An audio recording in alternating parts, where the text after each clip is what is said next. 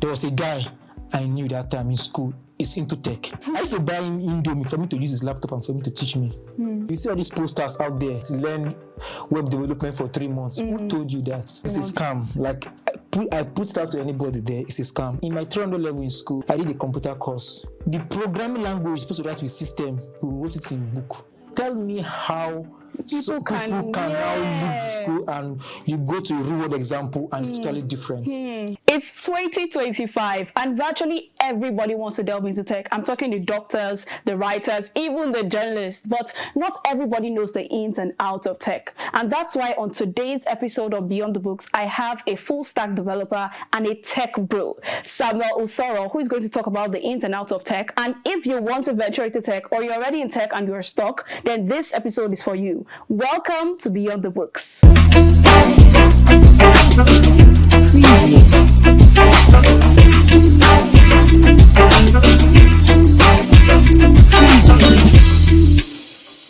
Welcome. Nice to meet you. Nice to meet you, Samuel. Yeah, Nice to meet you. So, yeah. All right. So I mentioned before that you're a full stack developer. Honestly speaking, I'm a journalist. I have nothing to do with tech. So if you're going to explain this to me or any other person that doesn't do tech, how would you describe what you're currently doing? Okay, tech is a very simple analogy. Like, let me not just over-exaggerate on that. So tech simply means solving problems. Okay. You understand? So that is what, like in summary, I can say what tech means. Technology, any different aspect you want to be in, whether you want to delve into software, you want to delve into hardware, you want to be anything on that tech. But generally, tech is about solving problems. The capacity for you to solve problems. So the full stack of stuff, everything, the software part is just a tool. Okay. Understand? You use to solve those problems. Understand? That is what, like, technically, if you look at the banks. I must say technically, that's the problem here. I say, for me, if I want to understand full stack development now as a layman, I say, convince me, what is it that you're doing? If I'm like a grandmother or something. Okay, what I'm doing is trying to build solutions. Okay. Understand? For example, you need to get something done. Understand? You need a digital presence. Understand? In the world, you get. So that is where I come in. Understand? I come in, understand, look at your branding, look at what you are doing, understand, and I replicate your branding, your face, your products on the internet. Oh, wow. So that is what clearly I'm doing. I'm here to bring your ideas to life. Understand? That is my role as a full stack developer. Lovely, lovely. So we're like bringing something from life. Let's take, for instance, look, you're a journalist now. A journalist, and you'll be like, okay, you want more people to know you. Understand? In your locality you are in, only few people know you, but you want to spread your tentacles. Understand? You want to be well known. Understand? All around the globe, all around the world. There's another place I come in is there also. Now you need a digital presence. Understand? Apart from social media, apart from stuff like that, you need where people can watch your previous shows. You need where people can book yourself for stuff like that. You need where people can see your past podcasts, your past stuff, etc. So you can't post that on social media. Understand? So you need a platform to showcase your skills, to showcase what you are doing, what you've done in the past, and what you are looking to do. So that is where I come in, I bring those your ideas, I bring those your experiences, and I put it on a platform all together, and I put it on a platform where everybody can see. So that technology, in the layman's language, that technology, me bringing those things to digital presence where everybody can see, oh, this is what Ebon does, this is what Favor does, this is what does. Oh, I can just with a click. Understand? That is what I do, in the layman's language. Okay, lovely. Amazing. Now I understand. So now I want to understand, did you initially, because Samuel told me a very funny story and he's going to tell it again. So he talked about how he was not initially originally a tech guy. True. So I want you to talk about what you were before and how you just pivoted straight into tech. So very good question. Because people, I do get that question a lot. How did you do it? You understand? So originally I was a salesperson. You understand? Wow. I was this person at FCMB. If you go to my profile on LinkedIn, you go and see down there, like my first career, like enterprise career, I started at FCMB as a salesperson. Then I was still in school, University of Abuja. Are you serious? Yeah. Are you a student? I'll see a student. Impressive. Yeah. So I'll see a student. So I was like, how do I get more funds, like to support myself? That's the hardcore of every Exactly. How do I get more funds to like support myself? Like instead of calling home, asking them, send this one, send that one, and stuff like that. So I was like, let me just look for a temporary role. Yeah. So I went, I think I submitted in Access Bank, submitted in, I didn't have any, my CV was blank. I thought I'd not even submitted any CV because what I want to put on the CV. What's the experience? What's the experience I put on the CV? So I just walk up to FCM, I think my Tema branch. So I just said, I met someone on the counter. This is what I can do. I can sell for you. Understand? I'm still a student, although, but I can sell. I can bring more customers. I'm a student in University of Abuja. I can get more people to create accounts with FCMB, with people. I can be your student representative. So the manager called me in and spoke, and then he said, okay, that is fine. Your salary will be 35,000 naira. Then at FCMB, then so. But if it's then, that's relatively that's good money for a student. That's actually big money. Yeah, actually then for a student money. because 5,000 could buy something now. Exactly, that's good money. So that was 10K. Buy a quality phone for 10K. So it's how I sold myself to the manager. So that's how I become a sales representative at FCMB, and I did that for like 2 years. As I 300 level, 400 level. So and now what made me transition, the major thing that made me transition was, so one night, like when I came back from the office, I was just tired. And I told myself, like, this is how I will continue. Like, it's so stressful. You know how serious it is now. Like, that's how I respect. Trust me. I have a friend, his name is Brownson. I respect them. Like, I respect Jonah. I respect people that are into sales.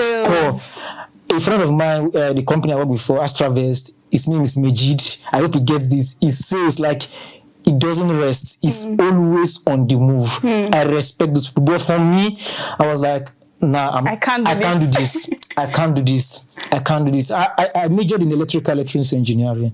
Really? Yeah, that's what I majored in. And I got out of first class. So that's where I majored in. So imagine me doing this. I was like, this is too much. To be honest, too much to handle. It's too much. So I was like, I'm not going to continue at FCMB as a salesperson. So that same year, so there were all these graduate programs that is now common in every bank now. Then it was not common. Yeah. Understand? It takes you steps to like enter and do a lot of things like that. So since I was a student, so I just enrolled in the program, and they took me, they picked me, so they groomed me with the basics of software development. Actually, I started with front end, understand, which is the basic. You understand what you need to know, understand what you need to see. Like in web development is like, how will I put it? It's like a family. It's that family, just like we have nuclear family, we have extended family, we have father, mother, children. So tech is a family. Yeah. Understand? So front end development was one family. Understand? We have the mobile development, we have the back end development, we have the full stack, which is the juxtaposing of both front end and back end together. I'm learning. You understand? Joining front end and back end together. That is what accumulates full stack development. So I started with front end, which is the basics for every young person to know. So with their stack then, so I learned it. I think the program was for then 6 months. So I had to store some savings because I quit the job at so I had to save some money. Then I don't have laptop. So because laptop, you guys are hearing, because this podcast is specifically to those who are starting off. People are discouraged these days, but we'll get there. You said you didn't have a laptop. Yeah, I don't have a laptop. So what I had to do was I was supposed to pay my tuition fees. I did not pay my tuition fees for that semester. I saved it up to get a laptop. Wow. You understand? To get a fairly used laptop. That's a risky game. A very, very risky game. You understand? Game. So I'm coming to that, which is about passion, you understand, about solving problems. For me, I was the type of person that I always want to solve problems. And I had the initiative of solving problems. Like I was like, I can't be solving problems and be in sales. Understand? I need to solve problem. I'm better at that. My logic is different when it comes to solving problems. True. So that's why I took that risk. Yeah. But for anybody that wants to enter tech, that you're looking for ways to like, oh, I don't have a laptop, I don't have this one, I don't have something like that. Let me give you a story. While I was when I was in the FCMB training program, there was a guy I knew that time in school. He's into tech. I used to buy him Indomie. This is not even factual. His name is Presh. I hope he sees this. I used to buy him Indomie for me to use his laptop and for him to teach me. Then I had no laptop. He was a computer science student. So I was like, what do you want me to do for you? Oh my God. Passion. Like, what do you want me to do for you? Like, hunger for technology and changing the world. Understand? It's hunger. I bought him Indomie. I go to his room, give his laptop, he tutor me some things, do something like that, blah, blah, blah. I'll go back, do some things like that, stuff like that. So after I left the training end, so they incorporated us into FCMB, so I was there for 2 years. But I still felt I hadn't, there's how you prepare to exams now. There's that feeling you get that that I've actually conquered this thing. No matter what question they want to set, I will pass. And there's that feeling also that you will get, this exam, how good to pass this exam, even though you don't read. So that feeling, I was like, I'm not properly grounded. So I tell most people that even in the Bible, it says anything that hard find it to do it well. Very well. Don't do half-bake something. So I felt I was not that groomed. Because at FCMB, it was an agile methodology. Agile in the sense that you were not able to touch anything. You are just there, just theory. Man, it's even theory. Like you had like 30 developers. So you are the lower chain. What do you want to do? So even though you practicalize, your work will not be shipped. People cannot use your feature. Understand? So I was feeling left out. I was feeling like, what am I doing here? Understand? Like in Google now, like I think in Microsoft currently, is it Microsoft? Yes, Microsoft. Microsoft that pays the AI department. They don't do anything.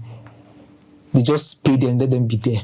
Understand? So that was what was happening at FCMB. Most developers will just stay there, just go in, go out. Majorly the main thing was happening at Lagos. In fact, they won't outsource it to the whites and stuff like that. So then banking industry was still was also strong. Thriving, so I had to leave. Like I was not under stress and everything. So I was like, what will I do now? So because on my CV, most people complaining that I've submitted many CVs, this one. Trust me, I've been in that shoe before.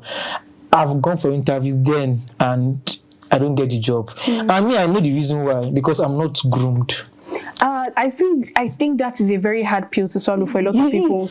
They don't believe that they are not very good. That is it.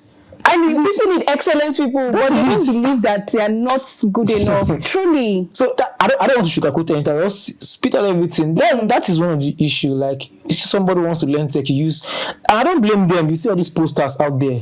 Posters on these that learn web development for 3 months. Who told you that? Wait, hold on. So I need to say that those people are just learn web development for 3 months. It's a scam. It's a scam. It's a scam. You can't learn web development in 3 months. It's a scam. Like I put it out to anybody there. It's a scam. And you know the one that even pains me most. They will tell you learn web development for 3 months and get a job immediately. Then once these people go out there, pay them money because trust me, it's business. They want to collect your money. Definitely, of course. So once people learn this stuff, understand, and they go out there. Employers don't take them. They don't take them. They will not go. What like is wrong? Half-baked. They're half-baked. Not be like this tech that we're all talking about is like tech. Look at where I am. Look at where I am. Not knowing that it's your foundation that is faulty. So wait, are you not trying to say that even just education in school cannot Education in school can take you somewhere, but it's just the fundamental. So what school does for you, what education does for you is it lays the foundation. Okay. Now, that's what we call DSC, in software engineering. That's algorithms. You understand? That's what they teach you in computer science. You understand how to actually. So what school teaches you is how to use, understand, languages to solve problems. Understand? To like logically how to think like a programmer. Understand? That's what school teaches most of the time. That's why if you go to Uni Abuja, if you go, they're still using QBasic. Understand? If you go to like computer, like one of my friend, computer science students in Uni Abuja, they're still teaching them a technology that has been hosted. Understand? Has been hosted, like in the scenario has been hosted, and it's not like a modern technology that is used by companies today. And when you come out, you still have to like groom yourself up again, because it's usually like I did in my 300 level in school, I did a computer course. It's a borrowed course. The programming language is supposed to write with system. We wrote it in book. Oh my God. We wrote it in book. Like, it's everywhere. Like, in Nigeria, it's common. We wrote it in book, like programming language, your brackets, your parentheses, everything was in book. Then, tell me how people can now leave the school and you go to a real world example and it's totally different. I think this is not leading to my major question now. Like, how can people how do people that venture into tech become hireable? What do they need to have? You know, you mentioned now that school provides just theory. What do they need to have? People that want to go pivot into tech, or they're already in tech. And as you mentioned, they're just stuck. So what do they need to do? I will start with the strongest first. Okay. Number one, what you need to do is evaluate yourself. Tell yourself, if I am an employer, will I employ myself? Truly.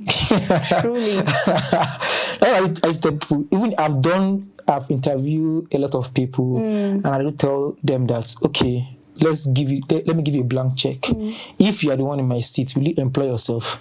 Like, rate your skills. Will you, like, you are looking for the best, right? Like, if you are iron, you're always looking for the best. Get now with the level of exactly. Will you employ me?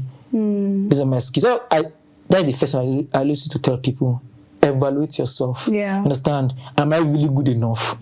So that decision now will now lead to two things. Let me go and learn more. Understand? Let me bag myself up. Understand? Just like it's simple analogy. We have masters, we have PhD. Understand? If a job requires PhD and you don't have PhD, you can't do it now. Yeah, truly. You can't do it now. Yeah. It's not rocket science. You can't do it. So my first advice is, you evaluate yourself. Understand? I did that. That's why I left SMB. I told you. I did that. Like, I was like, I went on interviews. The question they asked me, it was as if it was new. New to you. And in your mind, you thought that you have arrived. Exactly, Shikina.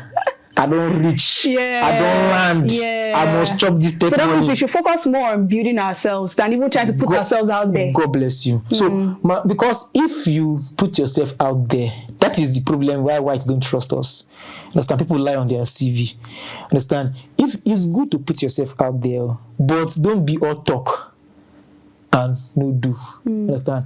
If you put yourself out there and someone reaches out to you, and in the long run they not discover that you're a fraud, it affects the entire Nigeria. That's what happened. I think one time I was speaking with someone from a recruiter. I was telling that he was reviewing some CVs like that for some people, and when they were going for interview, he noticed that almost all of them they don't know shit. Understand? That's sad. That is sad. They don't know shit. There's job. So, to be honest, there's job in tech. I won't lie. But is your skill matching that particular stuff they want. Okay, so wait, let's go back now. You said that what you did was that you reevaluated. So what? Yes. Now, because I want to streamline it to you, because a lot of people, we are going to delve into Workday. I know a lot of people know you from Workday, just as I know you. So people are looking up to you. So people really want to like kind of model the way you started. So you mentioned that you evaluated yourself and you found out that, okay, so you went to work hard better and learn more. What else did you do? So apart from going out there to build myself, I built projects for by myself. I did internships. Okay. Understand? So many people were like, I did 2 years of internship for free. Wow. If I was asking a developer today, that if I ask any developer today, I want to start tech, can you work for free for 1 year? When do you get the experience? They tell that they can't. Yeah, no, I can't. Why will I work for free? I did 2 years of internship for free. Just because you wanted to learn because I wanted the knowledge. I wanted the experience. I wanted the mentorship from my superiors. I knew where I was going to. Yeah. You understand? I said, if I want to go far, you understand, I need that some rudimentary stuff I need to take. Understand? It doesn't, even though you don't pay me, I was doing projects for people that won't pay me. Understand? Just to get the experience. I feel like you're shooting arrows to me directly because I feel like sometimes I've come to the point in my life that I'm like, if somebody tries to offer me, like, not offer, tells me come and do something for free, I'm always very reluctant. Yeah, if you are confident in what you are doing, you should be reluctant. Understand? Like, if you've gauge yourself, like me now, you can't come and give me free work now. Exactly. You can't come and give me free work. Understand? But 7 years ago, you can come and give me free work. Exactly. So that is the level. Like, you must start from a junior position. Understand? You must start from somewhere. Like, I don't tell people, treat tech as if you are treating life. When they give birth to you, they give you as an adult. No. You started as a what? As a child. As a toddler. You are crawling. Yeah. So it's steps. Like, you can't jump from 1 to 100. Truly. You can't catapult from 100 level to 500 level. No, you have to grow. You have to grow. You guys, I think Samuel's like I am web development tech developer / motivator at this point, to be very honest. Okay, now I have a question for you. Now, you mentioned something about your projects, like you're working on your project, and you know there's Workday. So is Workday one of the most exciting projects for you? For me, I would say in this era of myself, you understand, in this version of myself, in this current, Samuel has different versions. We have 0.1. We have so in this current and latest version of myself, you understand? Yeah, actually, it's one of the projects I have worked on have given me sleepless nights. All right, so talk to me in 2 minutes about what Workday is all about. So Workday is how will I put it so that everybody can understand? It's a platform whereby we connect. It's a marketplace. Let me put it like that because everybody understands what marketplace is. Yeah. So it's a marketplace where we connect clients that want something done with freelancers that can do that particular job. But this somewhat sounds like Upwork and all this. So what makes Workday different? It sounds more like Fiverr and Upwork. Yeah. So what's the difference between this and that? The difference, it's a lot, actually. And it's a very big problem. In fact, I've met many people, they've told me that people have tried to do this thing before, but they failed. Like, why are you doing it? So it's different in the sense that, number one, I always feel like I always carry the Nigerian body. People say, this guy, Nigerian body, this one. After your experience that you lost almost how much dollars, how would you carry Nigerian body? Exactly, because I do tell people that if I don't mean well for my fellow developers, I would have been out of this country by now. I supposed to be in the US. I had a scholarship after I graduated. It's paid into US then. I didn't go because I felt like there was something wrong with this ecosystem. So back to our question. Workday. Workday. There's differences between Upwork and Workday. Number one, so Upwork is built around the Western ecosystem. Understand? In the sense that, let's take you for example now. Yeah. You want to get something done. Let's say you want someone to build a landing page for your journalism. Understand? You want to experience. You want to just create a page whereby you can tell people, yeah, visit, check me out here. You want to do that thing. So you can't go on Upwork and post it, can you? No. They charge in USD. True. So your money, which like you can't even do that safe. Understand? They charge in USD. Understand? You gotta post it on USD now. So, and also minus that, you before you call someone, say, can you do this? Can you do this? Can you do this? Can you do this? Call. You're wasting time, you're wasting energy, you're wasting resources. Yeah. So what you are trying to do is to bring business owners, is to bring startup founders, and is to bring individuals that have things that they want to do. Understand? Locally, we are localized. We charge in naira. Okay. You post tax So in the naira. things too is it like also menial local things or just tech things that you can solve? That's another difference between us and Upwork. Upwork is majorly technical stuff. Yeah. Graphics, do this one. But Workday is all encompassing. Okay, give me one kind of irregular job that can be fixed. Okay, I need someone to come and do Father Christmas for me. Really? Yes. As post it there, put your budget. 100K. Put your budget. People will bid for it. Wow. I need someone to, like a current tax now that somebody did on Workday. He needed somebody to create a Telegram group for him and put all the necessary bots there. Just go there and go and put it. So like any kind of job Any can kind be of there. I feel task. like it can also go into just even getting plumbers, carpenters. Yeah. That's amazing. So there are other service app like Workman and the other ones that are existing. But what we are trying to do is we are trying to bring these people to you. Understand? We are trying to bring the problem to you. Understand? Yeah. I have a problem.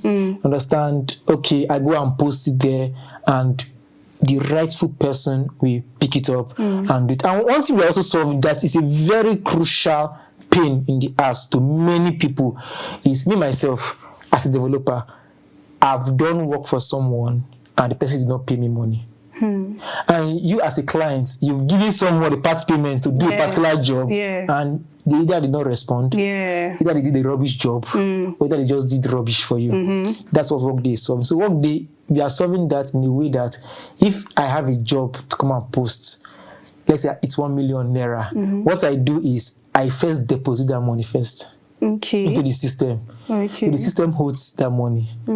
So now the freelancer that wants to do that job, we are sure that the money is there. They won't scam me. They won't scam me. Exactly. They won't scam me. They won't run away with my money. And the person putting out the work as well will say that okay, the money is there. Nobody has gotten it yet, so I can retrieve it back. You can retrieve back. Oh, that's lovely.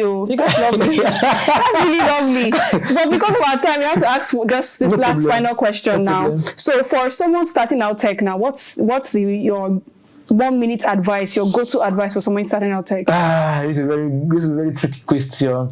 So my personal advice for anybody that wants to start out tech, number one is make it a habit to solve problems. Understand? Because people are employing you to solve problems. Understand? Even though you don't know the analytical skill, but you know the logical ways of doing that.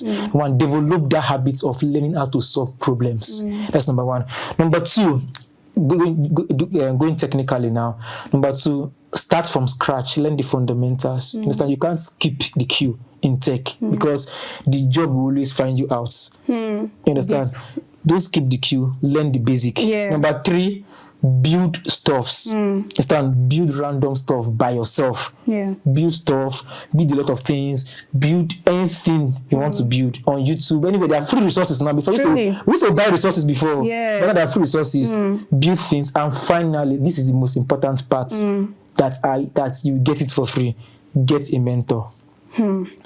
Understand? That's the take home. Get a mentor that will carry your hand. The same way I told you at the beginning of the podcast that we started from somewhere where you were a baby, somebody was holding your hand, your dad. You understand? Where you were crawling, standing together, somebody was holding your hand, right? Where you were growing up, somebody was paying your school fees, your stuff. Now when you grow older now, you are now taking care of your other people. So that's how tech is. Yeah. Understand? Look for people that know more than you. Understand? Learn from them. Understand? Because for them to be there, understand, that means they have that experience. Truly. Understand? So don't be proud. Like me, like myself, I do learn from people. I have interns at work that I learn from every day. You understand? So learn from people. Don't be proud and say I know it all. That will be your number one downfall. Yeah. So don't say I know it all. So just look at people that know more than you. Seek mentors. Approach them and learn from them. So Thank you very much. Thank you very much. This was an amazing session with Samuel Usoroh. Like, thank you so much for bringing light to tech. And I really believe that this podcast would go far and wide to people that are starting out tech and people that are already in it. And I hope that Samuel's story will really motivate you and encourage you to continue what you're doing. This is an amazing session on Beyond the Books, and my name remains Ojo Favor. Thank you very much. Thank you very much. Thank you. It's really a pleasure coming on the show. Thank you. Yeah, thank you very much.